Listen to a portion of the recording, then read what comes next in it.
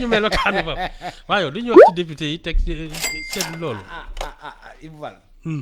xam nga man. waaw yow ragal nga non non moi je non yooyu bëgguma ci wax. waaw mais bu la mais man neexee nga dama waxal ci ci sa bopp. oui oui man tu sais je trouve que ce sont des irresponsables. ñan ñooy irresponsable. ñiy déposer la loi contre de criminalisation là contre l'homosexualité. Ah bon. Ah oui oui xam nga man j'ai un principe très simple. La sexualité des individus ne peut pas être un débat public. On n'a pas à nous parce que c'est même pas la vie privée boops, c'est la vie intime des individus. C'est pas un débat public. Nit ñi waruñ fi mën a toog naan diw ak nii la ñuy tëddee du nii la ñuy tëddee. Je trouve que c'est irresponsable. Et les députés qui ont fait ça, c'est du racolage électoral. Élection yaa ngi jegeñ si ñuy seet naka la ñuy xëccee électorat bi di wane ne ñoom ñooy sàmm dëkk beeg yooyu. Ça, je trouve que c'est de la facilité politique. Et ñii, ce sont des irresponsables. Xam nga une république, dans son essence, doit protéger tous les citoyens. Et on ne doit pas aller fouiller dans la culotte des gens. C'est indécent. Et je suis indigné par cette affaire-là. Loolu daal laa amoon li ma ciy wax.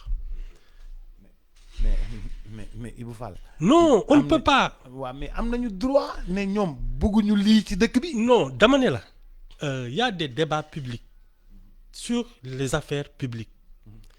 Ni ñuy régler loo xam ne c'est vraiment la vie publique. Effectivement, chacun a le droit d'en parler. Mais boups, la sexualité des individus ne peut pas faire l'objet d'un débat public. C'est une affaire intime de chacun. Chacun a la sexualité qui lui convient. Et ce n'est pas à nous de la réglementer. Ça, je suis formel dessus.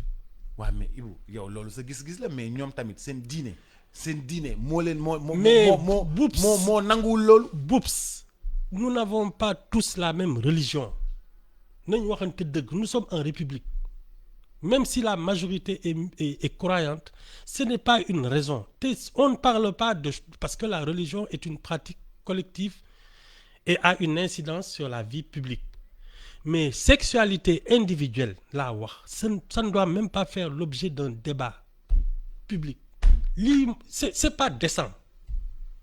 On ne peut pas se réveiller et dire aux gens jusqu'à leur caleçon ce qu'il y a dedans, comment gérer ça. C'est pas possible. Loolu moo normal. Non, je sais que c'est un fii ku ko fi wax ñu tëb dal fii sa kaw di ça je m'en fous. Mais je dis ce que je pense et je trouve que ces gens-là, ils font de la politique facile. C'est du populisme. Mais lu tax nga ne politique facile. Parce que on va vers des élections. C'est dans un mois. Chacun essaye de racoler de l'électeur. Et ça, c'est un sujet sensible parce que, justement, il y a des frustrés de la quéquette qui, tous les 6 mois... C'est quoi frustré de la quéquette? Mais il y a des gens, des mauvais coucheurs, chaque 6 mois, oui, il y a des homosexuels, il y a des francs-maçons, il y a des mais et moi, je trouve que c'est une forme de chantage aux hommes politiques. C'est une forme de racolage politique. Et nous sommes un pays de lumière et d'excellence. Le débat politique ne doit pas se situer à ce niveau-là. Et ça, c'est parce qu'il y a des élections... Le débat public s'est retrouvé dans les caleçons? Mais on est en plein derrière les caleçons. On est sous les couilles des gens maintenant. Non mais attends, c'est pas sérieux. C'est de la démagogie, c'est du populisme. Mais tu sais, Jamra a toujours été engagé dans ce... Mais attends, mais c'est son fonds de commerce. C'est-à-dire qu'il vit de la détresse des gens parce que nous avons des concitoyens aujourd'hui, effectivement, qui ont une orientation sexuelle qui est condamnée par l'opinion et qui aujourd'hui ne se sentent pas bien dans ce pays. Ce sont des gens faibles et fragiles. C'est facile de les pilonner. C'est-à-dire, mais il y a un jeune homme qui est mort il y a quelques années. Il avait le sida. Il a été sorti de sa famille. Il est mort dans la rue.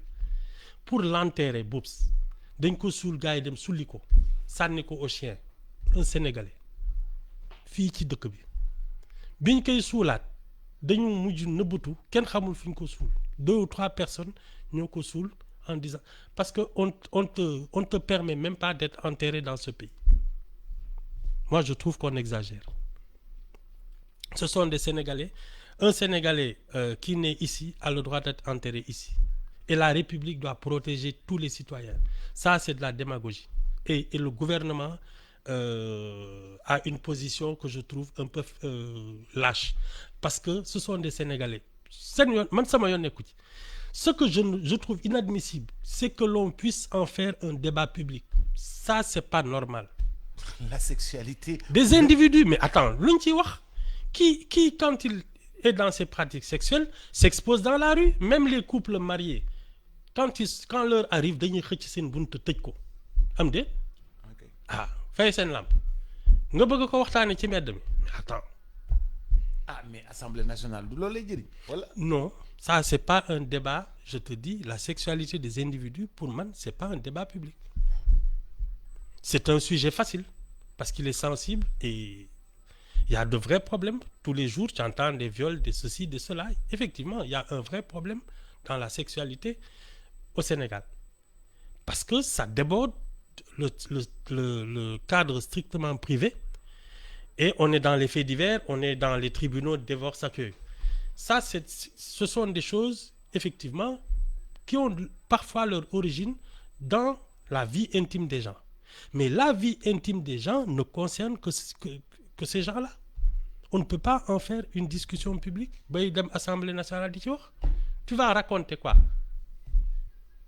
Ah, mais ils vont raconter... Ils vont raconter le détail des pratiques homosexuelles. Non, attends. Parce que faut le dire. Xam nga lan lañu condamné ce qu'ils appellent les actes contre nature. Ça, c'est vraiment ce que les gens pratiquent dans leur chambre. Nga bëgg ko def un débat public. C'est pas normal. Et on a laissé faire des démagogues, des gens qui en ont fait un fonds de commerce. Bon, fu mu nekk nii, c'est devenu presque normal de s'en indigner. Or, c'est pas vrai. li may wax nag neexul kenn mais wax naa ko xam naa léegi ngeen daa xam. non Ibou xam nga yaa dañoo jàngale on est en démocratie. Oui. On est en démocratie. nit dañu am seen opinion. C'est ça nag justement la démocratie. C'est quand même xam nga dans une maison soo ñëwee ci kër xam nga y a une porte d'entrée, une cour. Après tu as un salon. Oui. Où on reçoit les... Mais xam nga y a des salles dans la maison où les étrangers n'ont pas accès. Par exemple, la chambre des parents. Ah non, oui. C'est la même chose avec le débat public. C'est-à-dire, pour moi, la liberté des individus commence vraiment dans leur vie intime. Ça, c'est vraiment ce que je considère comme le jardin privé. Et intime, c'est même plus que privé, c'est intime. Mais il faut lol dañuy bañ ko exposer aussi nit dañ ko exposer ci cette façon de s'habiller, dañ ko exposer ci cette façon de parler. Non. Ça n'a rien à voir. Ça n'a rien à voir. La manière de s'habiller, de se promener, ça n'a rien à voir avec la sexualité. Ouais, mais Ibou xam nga li buñ ko bayé ni, xam nga suba da ngay gis ñaari góor ne dañuy sëy. Non. Moi, de ce point de vue, non. Attends, Ibou. Xam nga en Europe, dañuy ne fii c'est un couple. Non, moi je suis pas. Mais dañuy bañ mu dal ñu. Non. Xam nga, il y a aussi, tu sais, la famille, c'est la première institution. On est d'accord. C'est la première institution, il faut la protéger. Moi, les histoires de mariage pour tous, moi, je suis pas d'accord. Parce que la famille a une fonction de reproduction. C'est un homme et une femme qui doivent se marier. Et ça, on doit la protéger. C'est une institution sacrée. Lolo mom, je suis... Mais ce dont on parle, c'est pas ça. Ce dont il parle à l'Assemblée nationale, c'est pas ça? C'est pas ça.